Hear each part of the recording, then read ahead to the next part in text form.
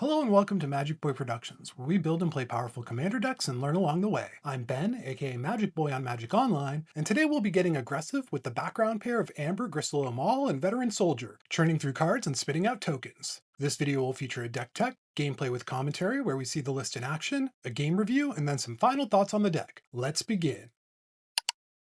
The core idea of this deck is to harness the interaction between Amber and Veteran Soldier out of the command zone to create an engine that continuously cycles through cards in hand and graveyard while adding tokens to the board. When we attack the player with the highest life total with Amber, we get a Soldier token attacking each opponent, and then get to discard our hand and draw 3 cards. This all but guarantees a steady flow of choices throughout the game and should apply continuous pressure to all opponents, while creating a clear signpost since Amber needs to attack the player on the throne for maximum value. This is an aggro deck. I'm of the opinion that aggro comes in 2 primary flavors in Commander: the threat, which usually only goes after one player at a time, pressuring the player with the strongest position, and the clock, which pressures all opponents' life totals simultaneously, trading political nuance for damage capabilities suited for a multiplayer format. This deck exists between those 2 flavors. It does provide a clock for the whole table, especially with some draws, but it also inherently goes after the player with the highest life total, and so it has some flexibility as far as politics go. The 2 themes present in the command zone prop up the aggro plan, translating both our token production and our discard into damage and value. Most of the time, we want to start doing our thing as soon as possible. It can be tempting to try to play out our full hand for value before discarding, but it's better to just start spinning the wheel with Amber as soon as possible. We play a solid amount of acceleration, which can let us curve Veteran Soldier into Amber on turns 2 and 3, and barring that, we should have a nice 2-3-4 curve that involves a support piece. Once we get into the mid game, we're really just leveraging our engine. We're theoretically going to be able to see 4 fresh cards each turn, and as we hit land drops, we'll be able to do more and more with each of them. In the late game, we'll usually want to employ one of our mass reanimation spells to take advantage of all the discarding we've been doing, but we can also look to stack up several token burn effects and unleash one of our finishers to take people out. Amber and Veteran Soldier have a medium-high threat profile overall. What we're doing is pretty obvious, and when we get down one of our impact tremor effects, that tends to get people's attention. There are definitely much scarier commanders out there though, and we do tend to go low on cards in hand fast, so people aren't usually gunning for us in most pods. Both our commander and our background are crucial to our plan though, and the deck can struggle if we don't get to keep them in play. Fortunately, people tend to leave Veteran Soldier alone overall, and Amber's haste means that she's still a solid play on 6 or even 8 mana. We've mostly covered what it is they do, but the engine they represent is surprisingly dynamic, digging through our deck and filling our graveyard and flooding the board all at once, and that leaves a lot of room for synergies to manifest. Getting into the actual list, we'll start with our acceleration package. There isn't a lot to say about these cards individually, but as a whole they give us a good chance to start churning as early as turn 3. They also synergize with Amber overall, since we're pitching our hand each turn, letting us generate some extra mana to cast spells before we attack, and leaving more lands on tap to deploy what we draw. We want to get Amber through and keep her around, so we devote a fair amount of deck real estate to cards that help do that. Reconnaissance is the best of these, hands down, since it can fit into a 1-2-3 curve and provides pseudo-vigilance as well, and along with Dolmen Gate and Erois, helps us preserve our tokens at the same time. Our other options are usually more Amber specific, but have synergy with our discard or token production, and the Runes duo also fit into that 1-2-3 punch we're hoping for. We pack a ton of ways to translate our token production into extra damage. We have several impact tremor style effects, and that damage can really add up in multiples. Cathar Crusade and Divine Visitation both follow Amber on the curve and can turn our soldiers into an overwhelming force, and Skyhunter Skirmisher does a solid job of pumping the team at a very reasonable rate. Devilish Valet is my favorite card in this category, and it can take out otherwise unassailable players out of nowhere. We also have a few cards that translate our discard into damage. Monument of Endurance is one of the best cards to get down when we're on a 2-3-4 curve, since it dishes out a lot of damage while generating additional value. Hobgoblin, or Cam and Ferric on Magic Online, can get in for sizable chunks of evasive damage while being very cheap, so we can usually fit them in as we cycle through cards. Glinthorn Buccaneer can dole out pings, and its activated ability can be a nice mana sink when we're between options. Aside from lands, the cards that give us value from discarding all the time are the biggest category in the deck. This is vital for the success of our plan to attack with Amber early and often, because it lets us turn what could be a downside into a huge upside. Currency Converter is a flexible all-star, providing selection, ramp, and tokens while also protecting cards from graveyard removal occasionally. Surly Badgersaur can get a lot of work done, but often it's just fine producing treasures as we discard excess lands. The rest of this section is about making use of the graveyard. We have Anger for haste, some flashback and escape cards, most notably Recoup, which gives us access to any instants or sorceries we've discarded, and Sun Titan and Friends to rebuy permanents we've sent to the bin. Our 2 mass reanimation spells are really the only cards we might want to think about declining an Amber trigger to hold onto, since they can end the game out of nowhere. We also have a few cards that can gain value from our token output, mostly in the form of treasure production, but Rumor Gatherer highlights something important about the deck. Token card draw staples, like Caretaker's Talent, actually don't work well with Amber, since we usually want to create tokens first and then discard and draw, so all they really do is dig for an extra card to pitch. Rumor Gatherer's Scrying can set it up so that we pitch something we want in the graveyard and then draw spells we want to cast when Amber's mini wheel resolves.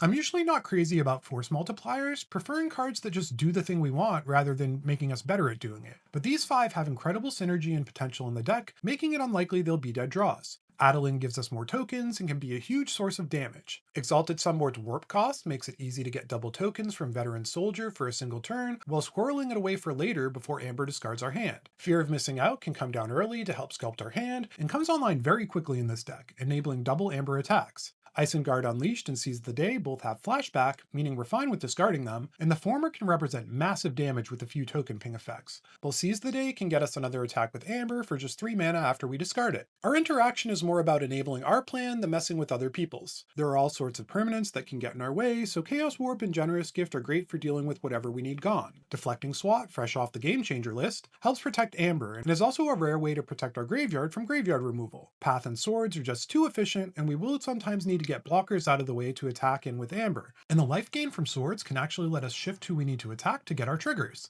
Finally, Thraben Charm is incredibly flexible and gives us an out to other graveyard-based decks while leaving our graveyard intact, unlike Scavenging Grounds, which is usually where I'd look for graveyard hate in a Boros list. Speaking of lands, we run 40 total counting Chrome Mox. All 3 of our game changers, including Ancient Tomb and Mana Vault from the acceleration category, help us speed up our Amber curve. Other than that, we play a healthy number of fetch lands since we can get them back with cards like Sivin's Reclamation or Sun Titan to do some ramping. We have 12 utility lands, which is decent, but a little on the low end for a 2-color deck due to us really wanting to have access to both red and white mana by turn 3. Access Tunnel and Rogue's Passage supplement our attack enablers, while others mostly add some ways to interact to our arsenal or generate a little bit of value. Now that we've seen the deck, we can see how it supports the overall game plan we discussed. We want to get going with our commanders as soon as possible, and then start dealing damage and generating value simultaneously each turn, building up for a big finish. This deck definitely has some liabilities, and the foremost one is built into the plan. We have to attack the player with the highest life total each turn, and sometimes that's going to be challenging thanks to blockers or ghostly prison effects. We can try to play around this by being thoughtful with our early attacks. If we expect someone to be hard to get at in the future, we should prioritize them initially so that we're free to attack elsewhere later on and dig for what we need to deal with whatever barrier they've thrown up when they have the highest life total again. We're also very vulnerable to aura-style removal like Imprison in the Moon or Song of the Dryad, since we don't run much interaction and we don't have many ways to dig through our deck if Amber's out of commission. The counterplay here is really just a reality of the situation. We aren't very threatening when Amber can't do anything. Players will usually leave us alone once this happens, which can give us the time we need to find a way to free her up. If that dynamic emerges, it's important to be careful we aren't generating threat in other ways. It can be painful to just pass the turn, but if we start playing cards like Impact Tremors and Perforos while we're in a bad spot, people are going to put us out of our misery rather than give us a chance to limp back in. Goad is something we really hate to see as well. It's sort of a synthesis of the first 2 weaknesses, since usually a player leaning into Goad will have the highest life total, but we won't be able to attack them. If there's a Goad commander at the table, we have to go Scorched Earth against them, lower their life total at all costs so that we can get a few turns of triggers from Amber later, then prioritize their sources of Goad with removal. Because we're a deck that likes to use our graveyard, we can get set pretty far back by graveyard hate. Generally, if there are multiple black decks at the table, we'll want to be very careful about overcommitting to the graveyard. It isn't worth twisting into knots to play around potential Bajuka Bogs, but it's worth keeping in mind to minimize the chance of being blown out. Building a plan around our mass reanimators, for example, should probably be avoided in those situations. Finally, losing opponents can really diminish our output. If one player gets eliminated early, both facets of our deck get cut by a full third, and by the time we get to a 1v1 scenario, our commander isn't really doing very much. We don't want to take someone out fast unless we absolutely have to, but we also don't really want to go so far as saving another player from lethal damage. We're an aggro deck after all. We want our opponents gone. Usually, this weakness is mitigated by the fact that we can do more and more as the game goes on, and that our late game leans into the graveyard, but it's worth keeping in mind that our capabilities will be reduced as the game goes on. Now that we know what the deck's about, let's jump into a game and see the list in action.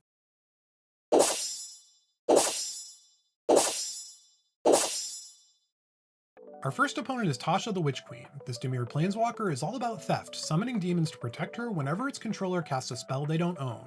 Her plus ability supports that plan, drawing cards and exiling instants and sorceries from other players' graveyards, which can then be cast for free with her minus ability. I featured a Dimir Planeswalker deck in my last video, and I'd considered Tasha in the early stages of building, but ultimately dismissed her. She's quite expensive for what she does, and it can be very difficult to get value out of her, especially if you telegraph doing something scary. On top of that, theft-style decks can easily fall into some deck-building traps that result in a lot of wheel spinning. With all that said, I'm curious to see what this player is bringing to the table. For all her faults, Tasha is undeniably an interesting design, and if she gets to do her thing, she does a pretty good job of protecting herself. Going second is the partner pair of Armix and Ich-Tekik. Golgari Artifacts doesn't have a lot of support, but it's one of my favorite color pairs for that theme since that restriction usually breeds creativity. Armix provides board control, letting its controller discard when it attacks to shrink creatures based on the number of artifacts in play and in the graveyard, and Ich-Tekik and its Golem buddy get bigger as artifacts die. It seems like they'll be using their graveyard, and Armix can be a real pain for us since it's pretty easy for them to take out Amber over and over again. In the third seed is Umbris Fear Manifest. This is an awesome commander for spooky season and in general. I don't usually keep up with secret layers unless they have new designs, but this player mentioned they were playtesting the deck in anticipation of getting the long Furby version of Umbris, which is just excellent. Umbris can get huge, growing as opponents' exile zones get filled, and it enables exile milling opponents whenever a Nightmare or Horror enters. Nightmare Horror Kindred doesn't have a ton of support, so we're expecting to see more things for making Umbris big and winning through commander damage. We're going last, which is always rough, but our hand is solid. We have a 1-2-3 curve of Mother of Runes, Veteran Soldier, and then Amber thanks to Rite of Flame, and enough lands to make it happen. Divine Visitation will probably end up discarded, but if we do end up having to slow our roll, it can make our token production absolutely terrifying.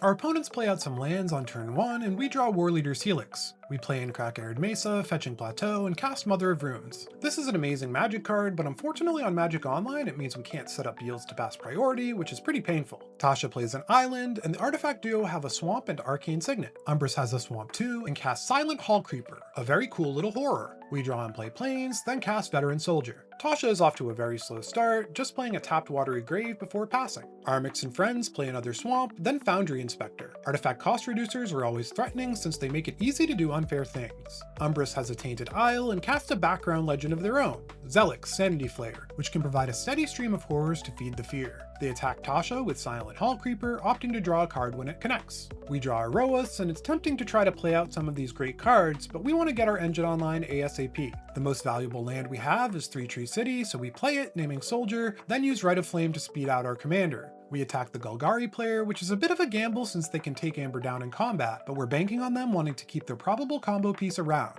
We stack our triggers so that we'll get our tokens first, then discard our hand and draw a card for each opponent we're attacking. We dump our hand, which stings a little, but find some solid options in Witty Roastmaster, Sun Titan, and Legion Leadership. Cards like Sun Titan are actually why we want to start churning with Amber as soon as possible, since we can end up getting juicy cards back for free. Foundry Inspector and Zelix each block a soldier, and Amber connects for 3 commander damage. Tasha plays another island and has a Zelix of their own. Armix misses a land drop, but they still manage to double spell by getting down their commander in a Saren Steelseeker, which is a really solid value creature for green artifacts, either helping find lands or generating card advantage or filling up the graveyard for Armix. They swing their Foundry Inspector at us, and we just take the hit. Umbris plays a Darkwater Catacombs and casts Leyline of the Void, disrupting the plans of the rest of the table in a way that's going to make their commander massive. The Hall Creeper goes after Tasha again, getting 2+1/+1 counters this time. We draw Ox of Agonis, which is painful considering the Leyline. We could cast Witty Roastmaster, but that's going to generate a lot of threat in a situation where Umbris is likely going to be everyone else's target. Fortunately, Amber can give us some other options. We play our Legion Stronghold, then attack, this time going after Umbris, both because we want our trigger and because we want to lead the charge against the Graveyard Hater. We find Angel of Indemnity, another card that Leyline is probably going to invalidate, a Glittering Massif, and Perforos, which we can play next turn if we want to speed the game up a lot. Tasha and the Golgari player each block down a soldier, but Umbris takes the full 4 damage, meaning we net a soldier. Tasha has another island and floats some blue mana to cast Kaido Shizuki, hinting at a possible Super Friends angle.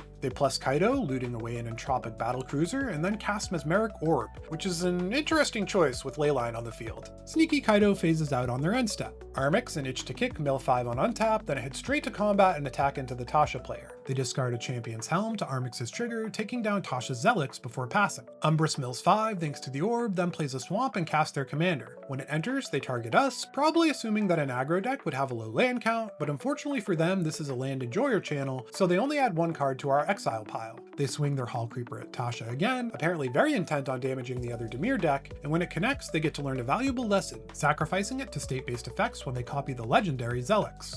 We mill 3 into exile, then draw a Generous Gift. We can be the hero, taking out the leyline, and then discard our angel and actually potentially get some value from it, so we play our glittering massif and do just that. Amber has to go into the Golgari player to trigger, so we ditch our hand for Ascend into Avernus, Rugged Prairie, and Adeline. They let Amber connect and we lose 2 soldiers to blocks, but now we have 3, so our 3-tree city is almost ramping us. Tasha mills 5, actually getting to put them in their graveyard, but there is a creature to trigger Zelix, which makes a horror, and Umbrus once again targets us for milling and immediately hits a land. We let them know that we play more than they're probably expecting in case that gets them to stop targeting us in the future. Tasha comes down, and they plus her to draw a card and exile our generous gift and put a page counter on it. They plus Kaido as well, looting away a Kozilek and shuffling their graveyard into their library. Armix is untapped, mills a single card to orb, and they found a land, Mirrodin's Core. They rampant growth for a forest, then attack into us with Armix. They discard Dockside Chef and direct the removal trigger at Amber, so we finally get some use out of Mom, tapping her to give our commander protection from black. It works, and we take our hit before they pass. Umbrus mills 5 more, including a creature, which triggers Zelix, and this time the exile mill is pointed Tasha's way. Then they turn the game completely on its head by playing a Rogue's Passage, with Umbrus at exactly 21 power. They activate the land, making their commander unblockable and head to combat, swinging into Tasha. I'm curious what their thought process was, but I can see the idea behind taking out the Witch Queen. Our deck is inherently weakened by losing a player from the table, and the generous gift next turn could take out the Rogue's Passage. Of course, they could also have just taken us out to deal with the gift, but a Dimir deck is also much more likely to have the ability to thwart their plan, so ultimately I think it was a solid decision. Tasha gets knocked out, and we draw Professional Facebreaker. We play our Rugged Prairie, cast Adeline, and then the Treasure Producer, and swing Amber into Umbrus. We actually want to hang on to Ascend from Avernus here. Armix could wipe the board next turn, and if we can ascend for x equal to 4, that could be a huge game later on. Adeline and Amber both make tokens, and then like a goof, I click yes to Amber's draw trigger. Oops. Guide of Souls and Clifftop Retreat are definitely a downgrade from the powerful reanimation spell, but sometimes misclicks happen. It was pretty late at night at this point. Both players block the tokens coming their way, and Umbrus puts their beast on Amber. We use Mom to give her pro green so she survives, then pass. Knocking out Tasha dropped Umbrus down to 16-16, so we aren't dead if they go after us at least, and Guide of Souls with Adeline can represent a ton of damage. The Golgari duo plays a Fountain Port Bell, triggering their Steel Seeker. They search up a swamp with the bell, then add another swamp they found on top of their library to their hand. They play one of the swamps, then tap a ton of mana and cast Meteor Golem, triggering Steel Seeker again and taking down Amber. Obviously we're biased, but it seems like slowing down Umbrus is probably the move here. Steel Seeker mills a card, and then they attack into Umbrus, discarding Kamal's Druidic Vow to take down Zelix, which makes the Meteor Golem play feel a little better. Armix connects for 3, and they pass. Umbrus plays a Bajuka Bog, and we're definitely feeling the fear. They target Armix though, and their 5-card graveyard is exactly enough to bring Umbrus back up to 21 power. It seems like the end is near when they activate Rogue's Passage, but Umbrus goes the Golgari's player way instead of ours. Once again, I can see the rationale despite our scary board. We're providing Umbrus with more power than they are through our bigger exile zone, and when we get down to 1v1, our plan really suffers, cutting our token and draw capabilities down to a third. Armix and Itch to Kick get swallowed up by Terror, and now it's just Umbrus and us, and Umbrus is only a 14-14, which means we might have some time. We draw Surly Badgersaur, and with our Amber triggers severely reduced, decide to play out our whole hand, gaining a life and an energy from Guide of Souls when the Badgersaur comes down. We head to combat, swinging at them with everything besides Mother of Runes, and they chump block Adeline, falling to 27. We could have given Adeline pro black to get a solid hit in, but we'd rather keep her up for protection.